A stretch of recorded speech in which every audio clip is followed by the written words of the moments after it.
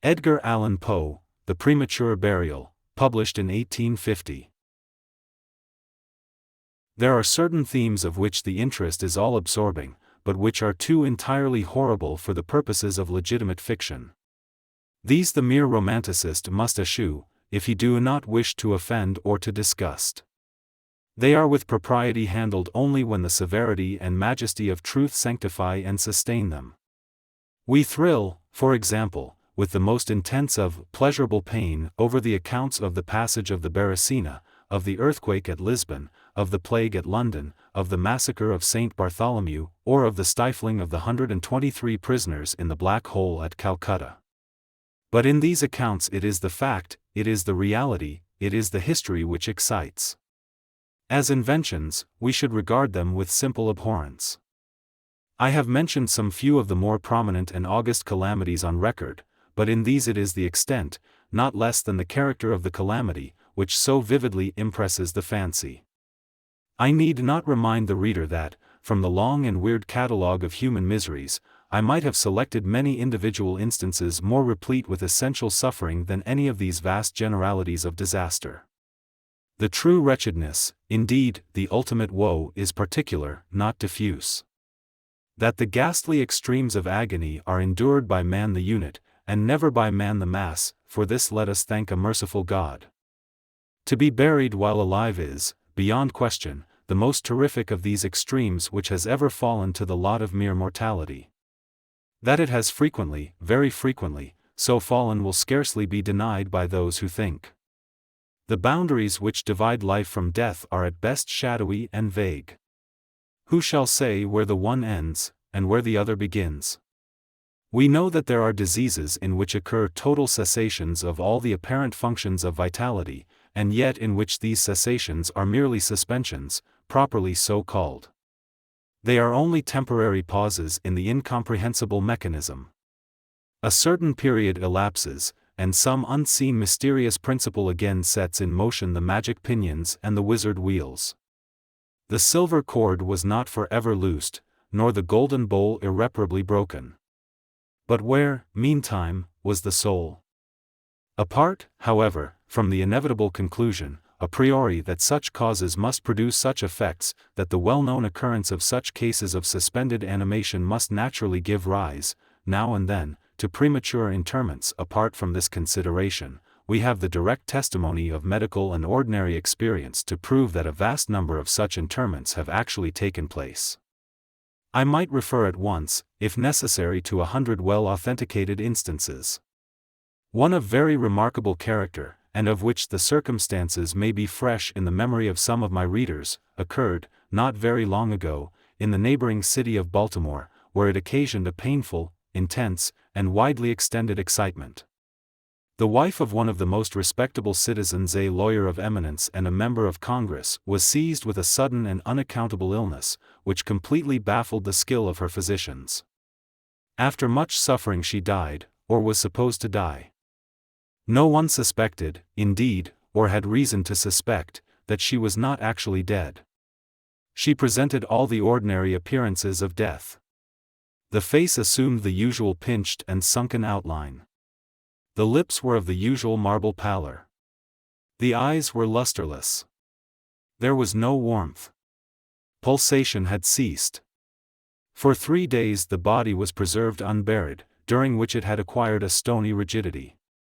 The funeral, in short, was hastened, on account of the rapid advance of what was supposed to be decomposition. The lady was deposited in her family vault, which, for 3 subsequent years, was undisturbed. At the expiration of this term it was opened for the reception of a sarcophagus, but, alas! How fearful a shock awaited the husband, who, personally, threw open the door. As its portals swung outwardly back, some white-apparelled object fell rattling within his arms. It was the skeleton of his wife in her yet unmolded shroud. A careful investigation rendered it evident that she had revived within 2 days after her entombment, that her struggles within the coffin had caused it to fall from a ledge, or shelf to the floor, where it was so broken as to permit her escape. A lamp which had been accidentally left, full of oil, within the tomb, was found empty, it might have been exhausted, however, by evaporation. On the uttermost of the steps which led down into the dread chamber was a large fragment of the coffin, with which, it seemed, that she had endeavored to arrest attention by striking the iron door. While thus occupied, she probably swooned, or possibly died, through sheer terror, and, in failing, her shroud became entangled in some iron work which projected interiorly. Thus she remained, and thus she rotted, erect. In the year 1810, a case of living inhumation happened in France, attended with circumstances which go far to warrant the assertion that truth is, indeed, stranger than fiction. The heroine of the story was a Mademoiselle Victorine Lafourcade, a young girl of illustrious family, of wealth, and of great personal beauty. Among her numerous suitors was Julien Bossuet, a poor litterateur, or journalist of Paris.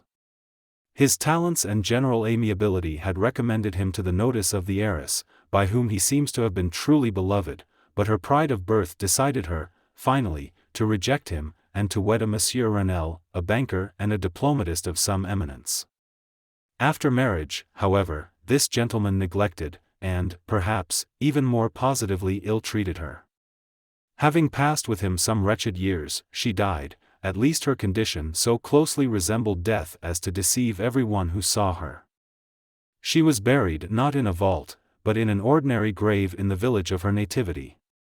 Filled with despair, and still inflamed by the memory of a profound attachment, the lover journeys from the capital to the remote province in which the village lies, with the romantic purpose of disinterring the corpse, and possessing himself of its luxuriant tresses. He reaches the grave. At midnight he unearths the coffin, opens it, and is in the act of detaching the hair, when he is arrested by the unclosing of the beloved eyes. In fact, the lady had been buried alive. Vitality had not altogether departed, and she was aroused by the caresses of her lover from the lethargy which had been mistaken for death. He bore her frantically to his lodgings in the village. He employed certain powerful restoratives suggested by no little medical learning. In fine, she revived. She recognized her preserver. She remained with him until, by slow degrees, she fully recovered her original health. Her woman's heart was not adamant, and this last lesson of love sufficed to soften it. She bestowed it upon Bossuet. She returned no more to her husband, but, concealing from him her resurrection, fled with her lover to America. 20 years afterward, the two returned to France, in the persuasion that time had so greatly altered the lady's appearance that her friends would be unable to recognize her. They were mistaken, however, for, at the first meeting, Monsieur Renelle did actually recognize and make claim to his wife. This claim she resisted, and a judicial tribunal sustained her in her resistance, deciding that the peculiar circumstances, with the long lapse of years, had extinguished, not only equitably, but legally, the authority of the husband. The Chirurgical Journal of Leipzig, a periodical of high authority and merit, which some American bookseller would do well to translate and republish, records in a late number a very distressing event of the character in question. An officer of artillery, a man of gigantic stature and of robust health, being thrown from an unmanageable horse, received a very severe contusion upon the head, which rendered him insensible at once. The skull was slightly fractured, but no immediate danger was apprehended. Trepanning was accomplished successfully. He was bled, and many other of the ordinary means of relief were adopted. Gradually, however, he fell into a more and more hopeless state of stupor, and, finally, it was thought that he died.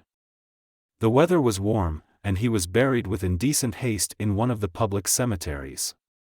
His funeral took place on Thursday. On the Sunday following, the grounds of the cemetery were, as usual, much thronged with visitors, and about noon an intense excitement was created by the declaration of a peasant that, while sitting upon the grave of the officer, he had distinctly felt a commotion of the earth, as if occasioned by some one struggling beneath. At first little attention was paid to the man's asseveration, but his evident terror, and the dogged obstinacy with which he persisted in his story, had at length their natural effect upon the crowd. Spades were hurriedly procured, and the grave, which was shamefully shallow, was in a few minutes so far thrown open that the head of its occupant appeared. He was then seemingly dead, but he sat nearly erect within his coffin, the lid of which, in his furious struggles, he had partially uplifted. He was forthwith conveyed to the nearest hospital, and there pronounced to be still living, although in an asphytic condition. After some hours he revived, recognized individuals of his acquaintance, and, in broken sentences spoke of his agonies in the grave. From what he related, it was clear that he must have been conscious of life for more than an hour, while inhumed, before lapsing into insensibility. The grave was carelessly and loosely filled with an exceedingly porous soil, and thus some air was necessarily admitted. He heard the footsteps of the crowd overhead, and endeavored to make himself heard in turn. It was the tumult within the grounds of the cemetery, he said, which appeared to awaken him from a deep sleep, but no sooner was he awake than he became fully aware of the awful horrors of his position. This patient, it is recorded, was doing well and seemed to be in a fair way of ultimate recovery, but fell a victim to the quackeries of medical experiment. The galvanic battery was applied, and he suddenly expired in one of those ecstatic paroxysms which, occasionally, it superinduces. The mention of the galvanic battery, nevertheless, recalls to my memory a well-known and very extraordinary case in point, where its action proved the means of restoring to animation a young attorney of London, who had been interred for 2 days. This occurred in 1831, and created, at the time, a very profound sensation wherever it was made the subject of converse. The patient, Mr. Edward Stapleton, had died, apparently of typhus fever, accompanied with some anomalous symptoms which had excited the curiosity of his medical attendants. Upon his seeming decease, his friends were requested to sanction a post-mortem examination, but declined to permit it. As often happens, when such refusals are made, the practitioners resolved to disinter the body and dissect it at leisure, in private. Arrangements were easily effected with some of the numerous corps of body-snatchers, with which London abounds, and, upon the 3rd night after the funeral, the supposed corpse was unearthed from a grave 8 feet deep, and deposited in the opening chamber of one of the private hospitals. An incision of some extent had been actually made in the abdomen, when the fresh and undecayed appearance of the subject suggested an application of the battery. One experiment succeeded another, and the customary effects supervened, with nothing to characterize them in any respect, except, upon 1 or 2 occasions, a more than ordinary degree of lifelikeness in the convulsive action. It grew late. The day was about to dawn, and it was thought expedient, at length, to proceed at once to the dissection. A student, however, was especially desirous of testing a theory of his own, and insisted upon applying the battery to one of the pectoral muscles. A rough gash was made, and a wire hastily brought in contact, when the patient, with a hurried but quite unconvulsive movement, arose from the table, stepped into the middle of the floor, gazed about him uneasily for a few seconds, and then spoke. What he said was unintelligible, but words were uttered, the syllabification was distinct. Having spoken, he fell heavily to the floor. For some moments all were paralyzed with awe, but the urgency of the case soon restored them their presence of mind. It was seen that Mr. Stapleton was alive, although in a swoon. Upon exhibition of ether he revived and was rapidly restored to health, and to the society of his friends, from whom, however, all knowledge of his resuscitation was withheld, until a relapse was no longer to be apprehended. Their wonder, their rapturous astonishment may be conceived.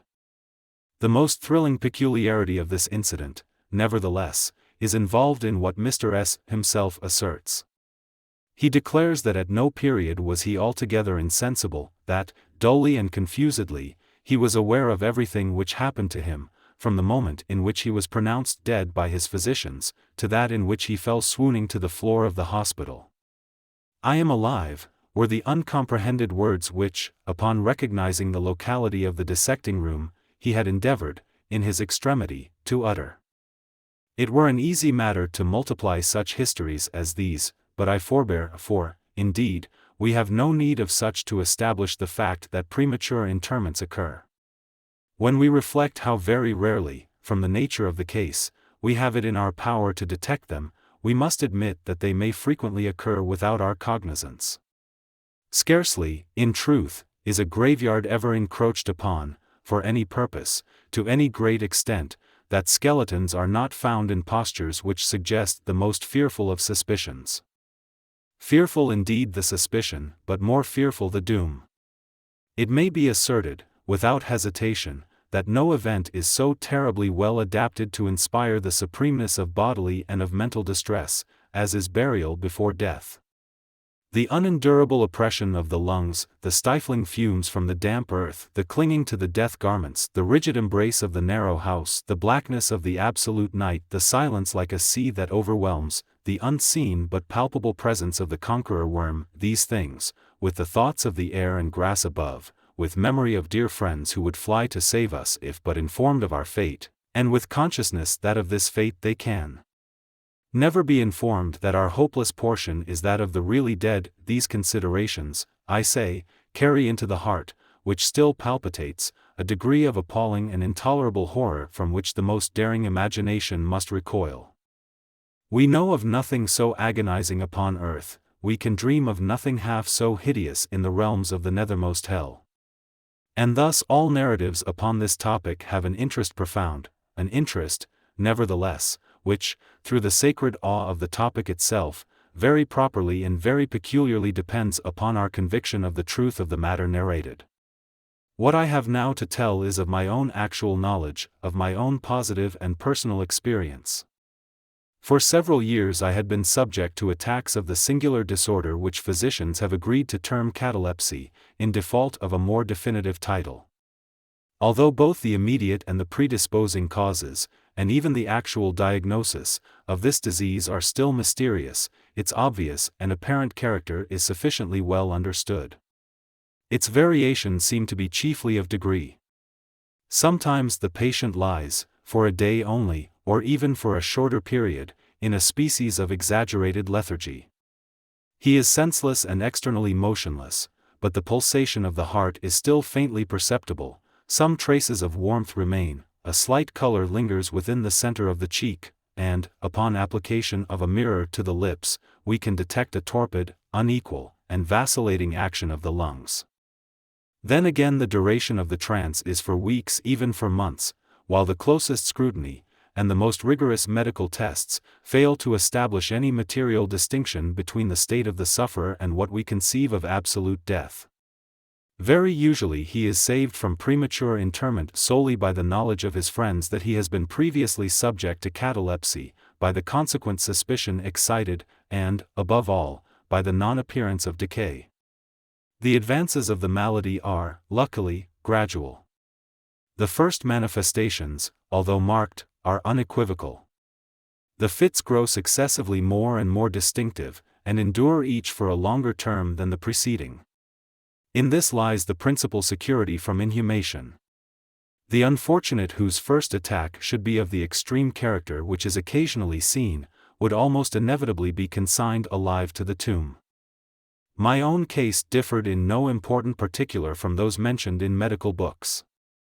Sometimes, without any apparent cause, I sank, little by little, into a condition of hemisyncope, or half-swoon, and, in this condition, without pain, without ability to stir, or, strictly speaking, to think, but with a dull lethargic consciousness of life and of the presence of those who surrounded my bed, I remained, until the crisis of the disease restored me, suddenly, to perfect sensation.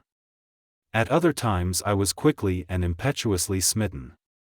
I grew sick, and numb, and chilly, and dizzy, and so fell prostrate at once.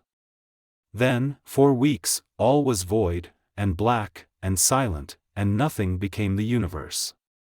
Total annihilation could be no more.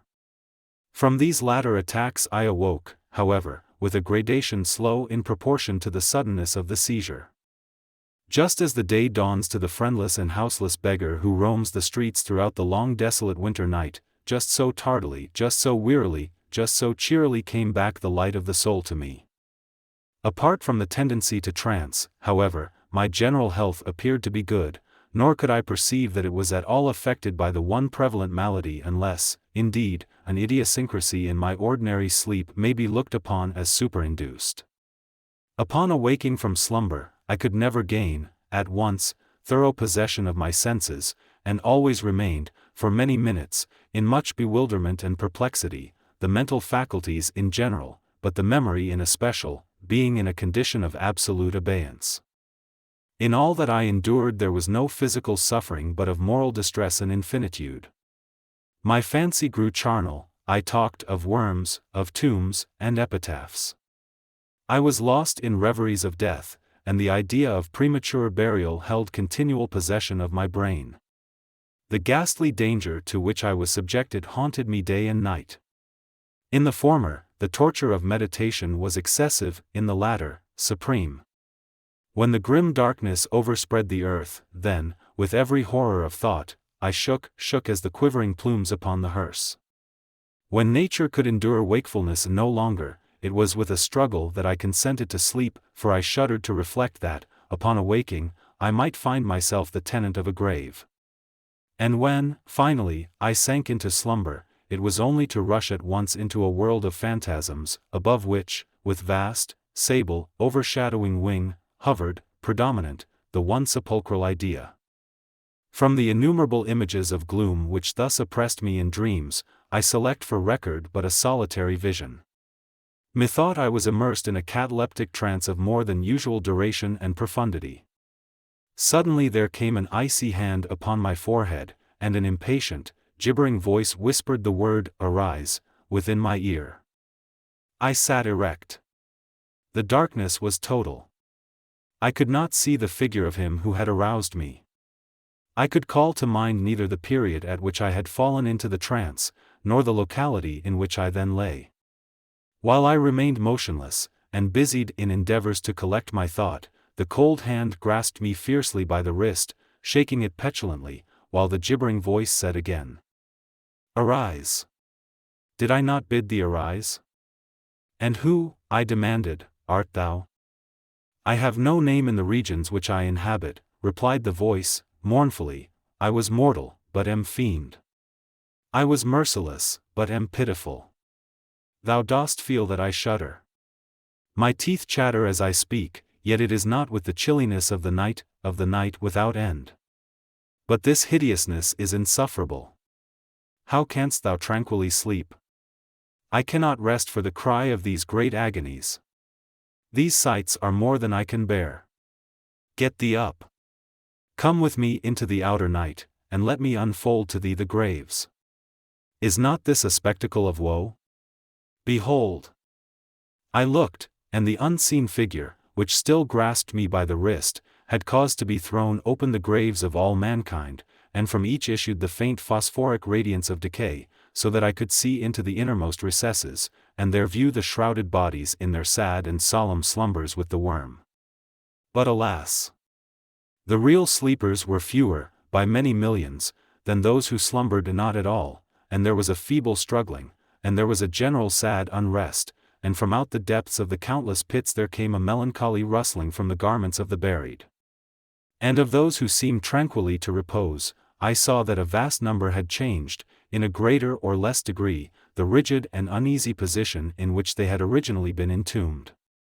And the voice again said to me as I gazed, "Is it not, oh! Is it not a pitiful sight?" But, before I could find words to reply, the figure had ceased to grasp my wrist, the phosphoric lights expired, and the graves were closed with a sudden violence, while from out them arose a tumult of despairing cries, saying again, "Is it not, O God, is it not a very pitiful sight?"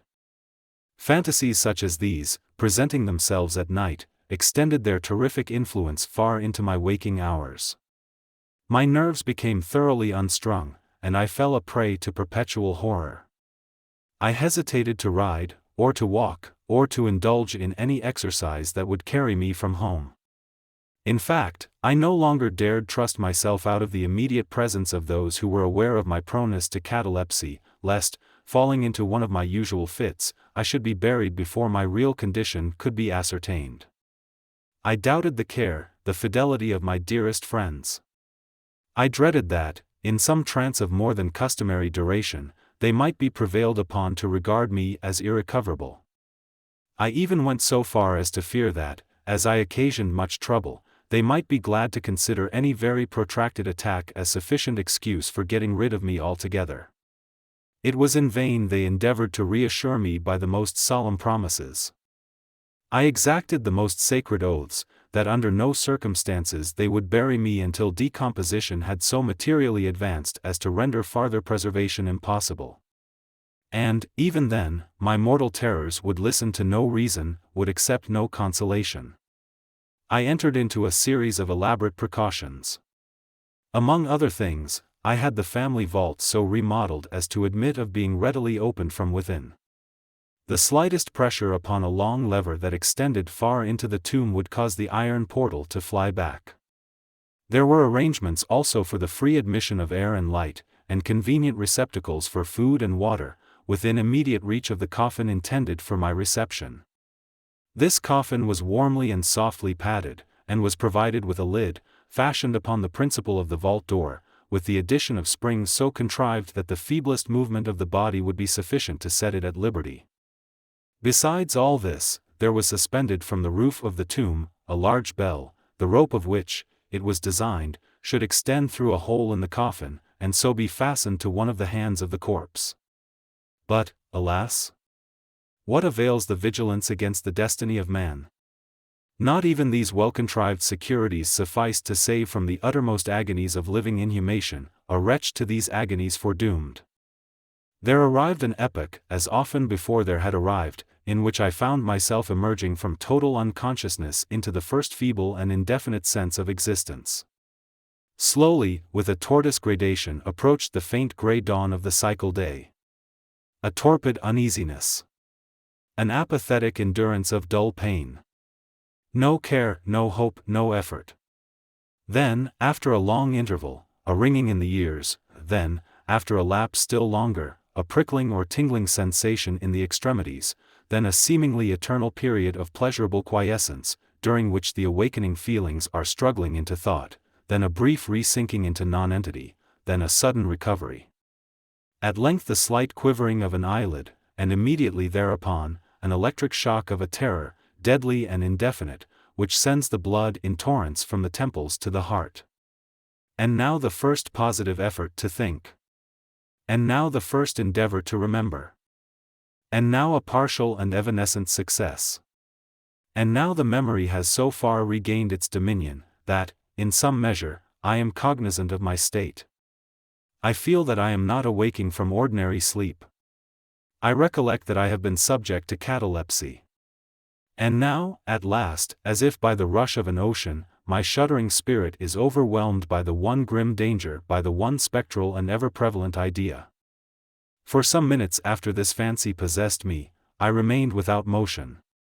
And why? I could not summon courage to move.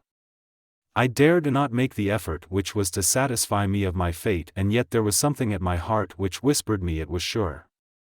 Despair, such as no other species of wretchedness ever calls into being, despair alone urged me, after long irresolution, to uplift the heavy lids of my eyes. I uplifted them. It was dark, all dark. I knew that the fit was over. I knew that the crisis of my disorder had long passed. I knew that I had now fully recovered the use of my visual faculties, and yet it was dark, all dark, the intense and utter raylessness of the night that endureth for evermore. I endeavored to shriek and my lips and my parched tongue moved convulsively together in the attempt, but no voice issued from the cavernous lungs, which oppressed as if by the weight of some incumbent mountain, gasped and palpitated, with the heart, at every elaborate and struggling inspiration. The movement of the jaws, in this effort to cry aloud, showed me that they were bound up, as is usual with the dead. I felt, too, that I lay upon some hard substance, and by something similar my sides were, also, closely compressed. So far, I had not ventured to stir any of my limbs, but now I violently threw up my arms, which had been lying at length, with the wrists crossed. They struck a solid wooden substance, which extended above my person at an elevation of not more than 6 inches from my face. I could no longer doubt that I reposed within a coffin at last. And now, amid all my infinite miseries, came sweetly the cherub hope, for I thought of my precautions. I writhed, and made spasmodic exertions to force open the lid. It would not move. I felt my wrists for the bell rope, it was not to be found. And now the comforter fled forever, and a still sterner despair reigned triumphant, for I could not help perceiving the absence of the paddings which I had so carefully prepared, and then, too, there came suddenly to my nostrils the strong peculiar odor of moist earth. The conclusion was irresistible. I was not within the vault. I had fallen into a trance while absent from home, while among strangers, when, or how, I could not remember, and it was they who had buried me as a dog nailed up in some common coffin and thrust deep, deep, and forever, into some ordinary and nameless grave. As this awful conviction forced itself, thus, into the innermost chambers of my soul, I once again struggled to cry aloud. And in this second endeavor I succeeded. A long, wild, and continuous shriek, or yell of agony, resounded through the realms of the subterranean night. "Hello! Hello, there," said a gruff voice, in reply. "What the devil's the matter now?" said a second. "Get out, oh, that," said a third. "What do you mean by yowling in that air kind of style, like a cattymount?" said a fourth, and hereupon I was seized and shaken without ceremony, for several minutes, by a junto of very rough-looking individuals. They did not arouse me from my slumber, for I was wide awake when I screamed, but they restored me to the full possession of my memory. This adventure occurred near Richmond, in Virginia. Accompanied by a friend, I had proceeded, upon a gunning expedition, some miles down the banks of the James River. Night approached, and we were overtaken by a storm. The cabin of a small sloop lying at anchor in the stream, and laden with garden mold, afforded us the only available shelter. We made the best of it, and passed the night on board. I slept in one of the only 2 berths in the vessel, and the berths of a sloop of 60 or 20 tons need scarcely be described. That which I occupied had no bedding of any kind. Its extreme width was 18 inches. The distance of its bottom from the deck overhead was precisely the same. I found it a matter of exceeding difficulty to squeeze myself in. Nevertheless, I slept soundly, and the whole of my vision, for it was no dream, and no nightmare, arose naturally from the circumstances of my position, from my ordinary bias of thought, and from the difficulty, to which I have alluded, of collecting my senses, and especially of regaining my memory, for a long time after awaking from slumber. The men who shook me were the crew of the sloop, and some laborers engaged to unload it. From the load itself came the earthly smell.